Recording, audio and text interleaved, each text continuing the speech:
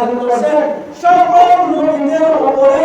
আল্লাহ তাআলা মাহে রমজানে কুরআন নাযিল করেছেন সুবহানাল্লাহ। আল্লাহ তাআলা বলেন শাহরু রমাদানাল্লাযী উনজিলা ফীহিল কুরআন। রমজান মাস সেটা আল্লাহ তাআলার কাছে দাবি, কারণ কি? উনজিলা ফীহিল কুরআন, এই মাসে আমি কুরআন নাযিল করেছি। শুধু কুরআন না, আমি আসমানি যত কিতাব নাযিল করেছি, 114টা সূরা নাযিল করেছি,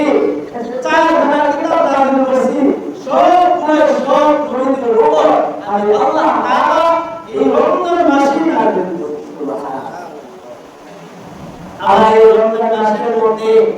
আল্লাহ তাআলার কাছে অনেক মর্যাদাপূর্ণ দামি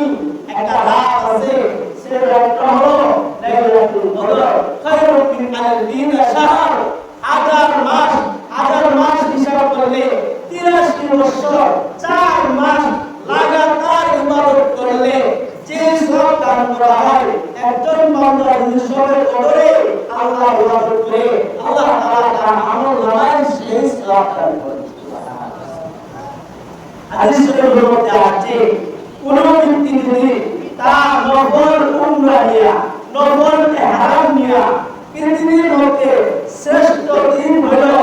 9 জিলহজ, 9 তারিখে আরাফার দিন, আরাফার মাঠে গিয়া জুহরের নামাজ পড়া, আসরের নামাজ পড়া, এরপরে একটা সেজদা করে, যে সেজদাটা গ্রহণযোগ্য হয়, যে সেজদাটা সমান হয়, যে সেজদাটা হয় 83 বছর 4 মাস পরিমাণ একটা মানুষ যদি লাইলাতুল কদরে আল্লাহ তাআলা ইবাদত করতে পারে, কদর লাভ করতে পারে, তার জন্য এই আরাফার ময়দানে গিয়ে এই হারাম বাঁধা অবস্থায় আরাফার ময়দানে অবস্থান করে জুহুর করে আসর করে, আসরের পর থেকে তারা 83 বছর একটানা যদি একটা সেজদা করে, এই সেজদার মূল্যায়ন যেই দামি আল্লাহ তাআলার কাছে,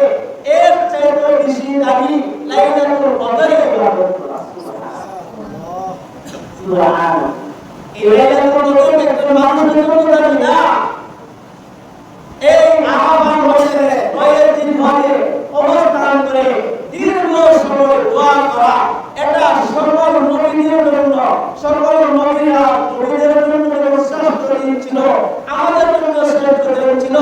এই 9 দিন ধরে হযরত ইব্রাহিম আলাইহিস সালাতু ওয়াস সালামের জন্য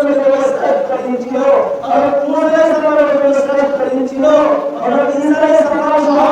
সকল নবীদের জন্য 9 দিন ধরে আরাফার দিনে এই আরাফার অবস্থান করে আল্লাহর কাছে দোয়া করা, কান্নাকাটি করা, ইবাদতে মশগুল থাকা, এটা আল্লাহ তাআলার কাছে কেমন প্রিয়, এটা নবীদের জন্য যেমন দামি ছিল, সাধারণ মানুষের জন্য এটা দামি ছিল। এমন মূল্যবান দিনে, এমন দিনে তারা 83 বছর যদি এমন করে একটা সেজদা করে, এই সেজদাটা মূল্যায়ন আল্লাহ তাআলার কাছে যত বেশি, সর্বপ্রকার ইবাদত করা এর চাইতে আল্লাহ তাআলার কাছে কত দেখা যায়। কোথায় গিয়ে শুরু করে গেল, আসলো এই রমজানের শেষ দশক, আগে কয়টা দিন আছে, যে দিনগুলোর মধ্যে নাজাতের দিন বলা হয়েছে, আল্লাহ তাআলা কোটি কোটি বান্দাদেরকে জাহান্নাম থেকে নাজাত করে জান্নাতি করবেন। কোটি কোটি বান্দাদেরকে আল্লাহ তাআলা জীবনের সমস্ত গুনাহ মাফ করে জান্নাতীদের লিস্টের মধ্যে অন্তর্ভুক্ত করে দিবেন। যে দিনগুলোর শেষে একটা চাঁদ উঠবে, যে চাঁদের দিন মানুষ যখন তাদের রোজা শেষ করে, তাদের নিয়ামত শেষ করে ঈদগাহ মাঠের দিকে রওনা হবে, বাহাবিহুল মালায়েকা ফেরেশতারা আল্লাহ তাআলার কাছে বরত্ব বর্ণনা করতে থাকবে, আল্লাহ এই বান্দারা 1 মাস রোজা রাখার পর এখন তোমার তাকবীর আল্লাহু আকবার, আল্লাহু আকবার, লা ইলাহা ইল্লাল্লাহ, আল্লাহু আকবার, আল্লাহু আকবার, তাসবিহ যত যেতেছে, আল্লাহ তাদের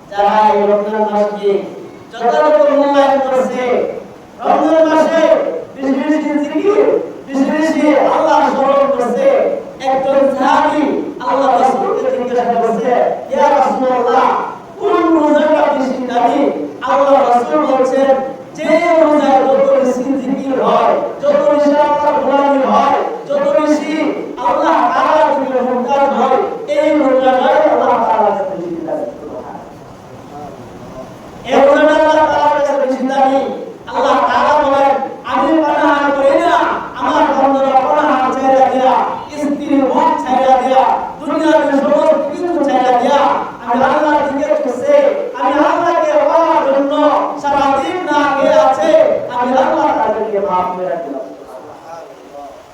আল্লাহ তাআলা আমাদের সকলকে এই যে কয়টা দিন আছে এই দিনগুলোতে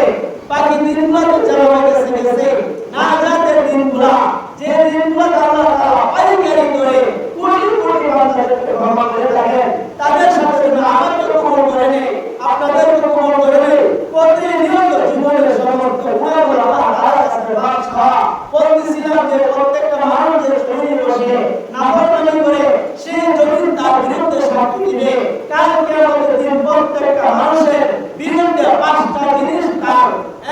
বিরুদ্ধে সাক্ষী দিবে। এক নম্বরে হলো ইয়াউমাল দিনতুল হাক্কিল আল্লাহ যে জমিনের স্থানে দাঁড়ায়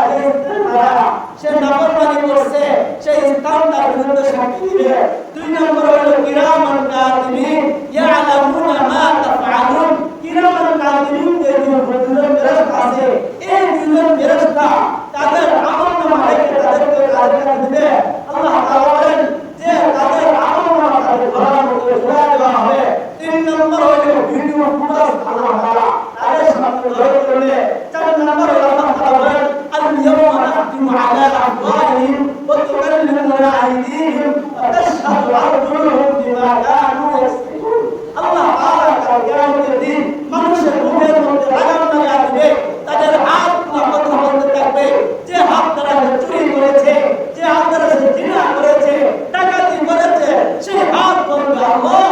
এই হাতকে সে ডাকাতি করেছে এই হাতকে সে জিনার কাজে ব্যবহার করেছে যে হাতকে সে জিনার কাজে গিয়েছে আল ইয়াওমা নাখতিমু আলা আফওয়াহিহিম ওয়া তুকাল্লিমুনা আইদিহিম ওয়া তাশহাদু আরজুলুহুম আল্লাহ তাআলার কাছে তোমার বিরুদ্ধে সাক্ষী দিতে থাকবে। আল্লাহ তাআলা কোরআনের মধ্যে আরো বলেন অনুখরিজুল্লাহু ইয়াওমাল কিয়ামাতি কিতাবান ইয়ালকাহু মানশুরা কাল কিয়ামতের দিন তাদের সামনে আল্লাহ তাআলা আমলনামা হাতে দেব তখন তারা আমলনামা হাতে দেবে মা লিহাদাল কিতাব লা ইউগাদিরু সাগীরাতান ওয়ালা কাবীরাতান ইল্লা আহসাহা হাই নাকি আমলনামা এটা কি কিতাব এর মধ্যে ছোট থেকে ছোট বড় থেকে বড় কোনো আমল যারা হয় নাই সব কিছু করে দেওয়া হয়েছে মা লিহাদাল কিতাব লা ইউগাদিরু সাগীরাতান ওয়ালা কাবীরাতান ইল্লা আহসাহা হাই আফসোস বড় ছোট দিনে রাতে গোপনে প্রকাশ্যে একাকিত্বে যেখানে যেই উলঙ্গ ছবি দেখছি মোবাইল দেখছি গীবত করছি জিনা করছি বিভিন্ন নারীর সাথে কথা বলছি যাই করছি সব কিছু আজকে আমার হাতে তুলে দেওয়া হয়েছে। এইভাবে সমস্ত আমলনামা যখন তার বিরুদ্ধে দাঁড় করানো হবে তখন সে আফসোসের সাথে হাদিসের মধ্যে আসছে সে তার হাতগুলো কোলের মধ্যে আসছে হাতগুলো কান্নায় আগাইতে থাকবে হাতগুলো দিয়ে ফেলবে তার খবর থাকবে না। সেদিন ইয়াউমা ইয়াফিরুল মারউ মিন আখিহি উম্মিহি আবি সেদিন ভাই ভাই থেকে দুষ্ট দুষ্ট থেকে মা সন্তান থেকে বাবা ছেলে থেকে পলায়ন করতে থাকবে কেউ কারো সাথ দিবে না কেউ কাউকে বাঁচাবে না। আল্লাহ তাআলা বলবেন যাও আজকে তোমার বন্ধুকে নিয়ে আসো যে তোমাকে বলছিল দুষ্ট টেনশন করিস না আমি তোর পাশে আছি এমনটা ঘর তুই টেনশন করিস না আমি আছি কোনো চিন্তা করিস না সে দুষ্টকে আজকে নিয়ে আসো। আল্লাহ তাআলা বলেন ইয়াউমা ইযিন তুহাদ্দিসু আখবারহা সেদিন তোমাদেরকে জমিন